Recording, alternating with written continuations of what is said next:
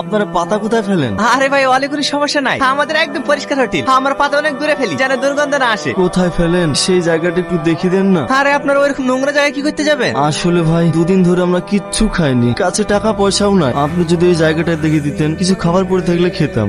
ছি ছি ছি, ওসব নোংরা খাবার কেন খাবেন? আপনাদেরকে একটা দিতে হবে না। এই ছোট দুটো সবজি বাজার রেডি করতে যান, আপনারা যান। আপনাকে যে কি বলে ধন্যবাদ জানাবো। না না ঠিক আছে। কি ব্যাপার, আপনারা ভালো আছেন তো? হ্যাঁ ভালো আছি, বলতে গেলে আমাদের খুব খিদে লেগেছে।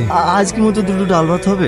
হ্যাঁ হ্যাঁ হবে। এই ছোট্ট দুটো ডাল ভাত রেডি করতে। কালকে পার্কে বেড়াতে নিয়ে যাওয়ার কথা ছিল, নিয়ে গেলে না কেন? আর বলো না, কালকে প্রচুর খরিদ্দারের চাপ ছিল। তোমার শুধু কাজ আর কাজ। আমার তো মনে হয় আমাদের বিয়ের দিনে তোমার খরিদ্দারের চাপে বিয়ে করতে আসতে পারবে না। কি ব্যাপার, কিছু বলছেন? বলা বলতে গেলে আমাদের খুব খিদে লেগেছে, প্রতিদিন খাই বলে লজ্জায় কিছু বলতে পারছি না। আরে না না, তাই বললে হয়? আপনাদের খিদে লেগেছে। এই একটা কথা বলছি, আমার আর্থিক অবস্থাটা অতটাও ভালো না। এই হোটেলটা চালিয়ে টুকটাক সংসারটা চলে। আপনারা এইভাবে প্রতিদিন ফ্রিতে খেয়ে যান তো আমার একটু অসুবিধা হয়, কিন্তু আপনাদের মুখের দিকে তাকিয়ে কিছু বলতে পারি না। আপনারা ভিক্ষি করে তো খাওয়ার টাকাটা জোগাড় করতে পারেন। না না, আমরা বিক্রি করতে পারবো না। আপনারা চেয়ে খেতে পারছেন, ভিক্ষি করতে পারবেন না? আচ্ছা আপনাদের বাড়ি কোথায় বলুন তো? আমাদের বাড়ি অনেক দূর। যত দূরেই হোক, গ্রামের নাম নাই নাকি?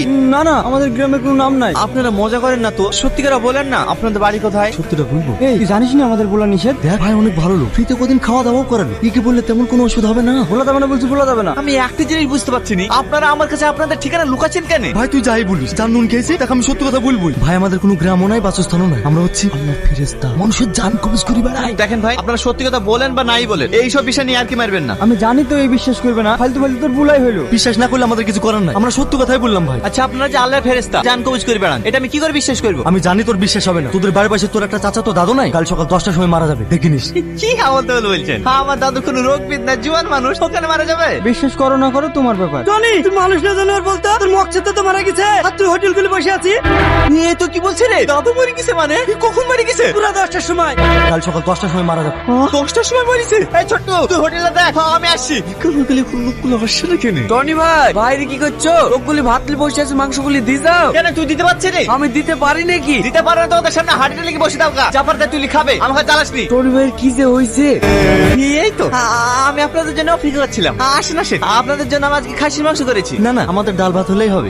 কি করছো? আপনার পাথর বলছি, আপনি বলেন না আমার মৃত্যু কবে হবে? এসব কি বলছো? তোমার মৃত্যু কবে হবে আমরা কেন জানবো? আপনারা সব জানেন, আপনারা বলেছিলেন আমাদের তো 10টার সময় মরে যাবে, আমাদের তো 10টার সময় মরে গেছে। বলেন না আমি কবে মরবো? আমরা জানলেও তোমাকে বলতে পারবো না। কেন বলতে পারবেন না? কোনো মানুষ যদি তার মৃত্যু খবর আগেই জেনে যায়, তার জীবন থেকে আনন্দ জিনিসটাই হারিয়ে যায়। তাই আমরা চাইনি যে তোমার জীবন থেকে আনন্দ জিনিসটা হারিয়ে যায়।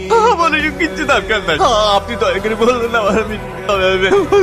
দয়া করে বলুন না। ঠিক আছে, তুমি যেহেতু এত জোর করছো, তোমাকে বলবো তোমার মৃত্যু কবে, কিন্তু এই কথা তুমি কাউকে